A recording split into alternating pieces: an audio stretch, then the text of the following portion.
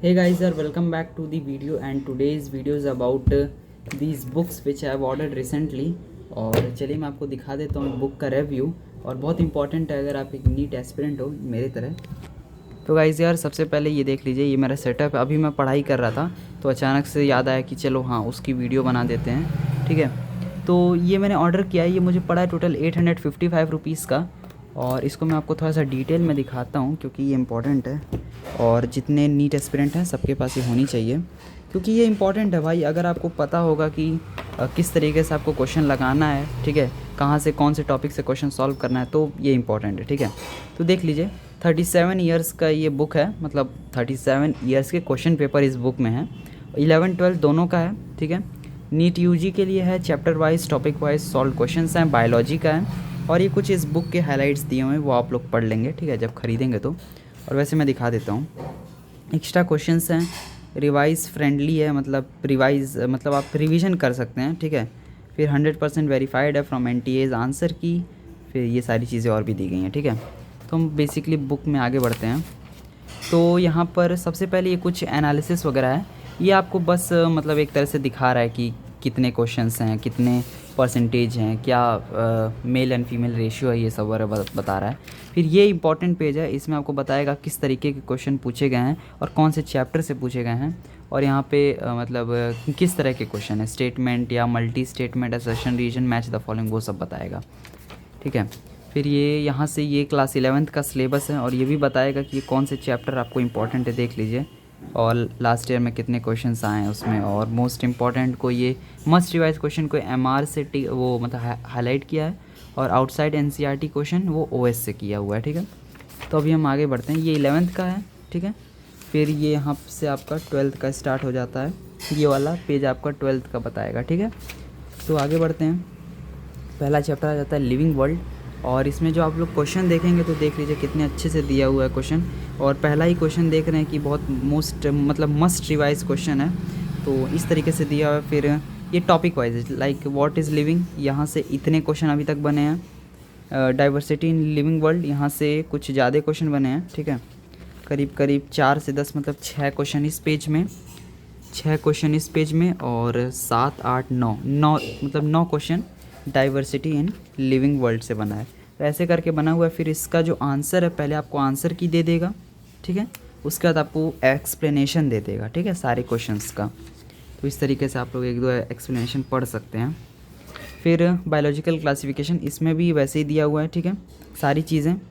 फिर kingdom Monera में से जितने क्वेश्चन पूछे गए हैं वो सब हैं, मस्ट रिवाइज हाईलाइटेड है, ठीक है। आउटसाइड NCERT तो अभी तक मुझे नहीं मिला कोई क्वेश्चन, हाँ ये मिल गया, आउटसाइड NCERT ये वाला पूछा गया है। 25th क्वेश्चन है ये, ठीक है, 2009 में पूछा गया है।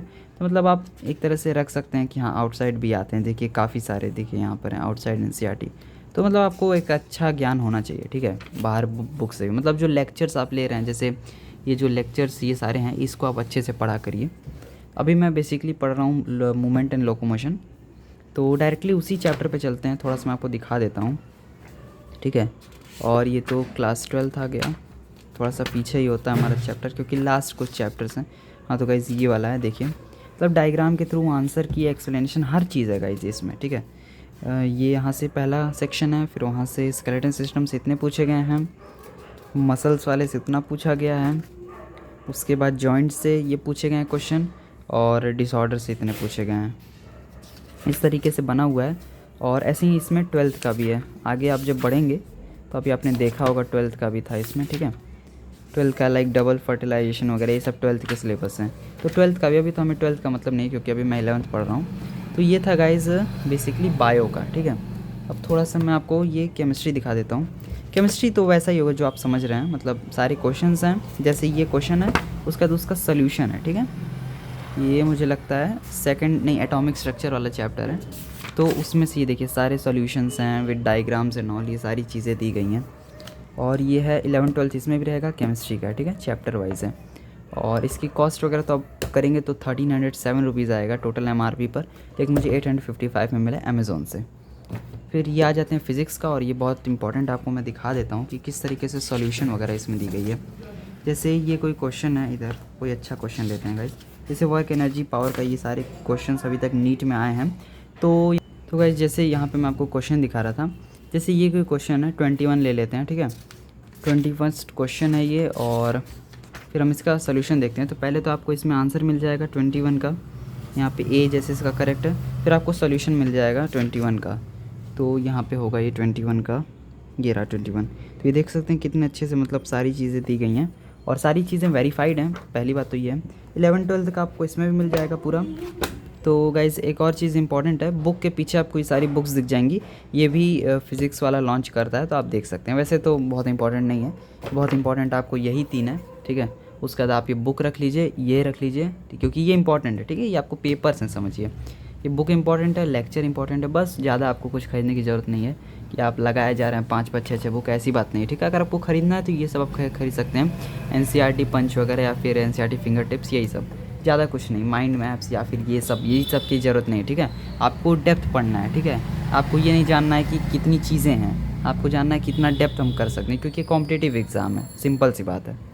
तो गाइज़ इस वीडियो में इतना ही, और अगर आपको ये चैप्टर का भी देखना है, मतलब कैसे मैंने पढ़ा है, तो वो अगली वीडियो में आ जाएगा, उसका कोई मतलब टेंशन नहीं है। कि अभी मैं पढ़ लूँ, देखिए इसमें जॉइंट्स बचा है और डिसऑर्डर्स बचा है, ये पढ़ने के बाद ये चैप्टर हो जाएगा फिनिश। और हम साथ साथ में ये भी लगा सकते हैं, अगर आप कहेंगे तो साथ साथ में मैं एक एक क्वेश्चन करूँगा और दिखा भी दूँगा, मतलब पहले मैं कर लूँगा, आपको इसमें से आंसर वगैरह बता दूँगा अगर ज़रूरत पड़ता है तो। वैसे तो नीड नहीं है, क्योंकि एक्सप्लेनेशन दी गई है बुक में। और गाइज़ बेसिकली बात यह है कि आपको कितना देरी सब पढ़ना है, ठीक है। देखो कोई अगर आप स्कूल जाते हो, जैसे मैं स्कूल जाता हूँ, तो स्कूल से आने के बाद आप शाम से स्टार्ट कर सकते हैं, क्योंकि तुरंत स्कूल से आने के बाद कोई नहीं पढ़ता है, ठीक है। तो आप शाम से स्टार्ट करिए, 2 घंटा 3 घंटा 4 घंटा में आपका एक चैप्टर हो जाएगा, फिनिश हो जाएगा, ठीक है। आप 2x पे वीडियो लगा के देखा करिए, जैसे ये वीडियो अभी चल रही है, ये 2x पर वीडियो चल रही है, ठीक है। 1080p में चल रहा है। फिर ये मैं लास्ट पर हूँ, तो मतलब आपको टाइम लगेगा, क्योंकि आप एक बार में 1 शॉट नहीं कर सकते पूरा, ठीक है। आपको 1-2 पेज करने में टाइम लगेगा, तो आराम से करिए, बहुत अभी समय है। और नीट 2026 के लिए मैं प्रिपेयर कर रहा हूँ। चलिए गाइस मिलते हैं नेक्स्ट वीडियो में। बहुत बात हो गई है इस वीडियो में, बहुत लंबा भी हो रहा है वीडियो। चलिए मिलते हैं नेक्स्ट वीडियो में, तब तक के लिए गुड बाय।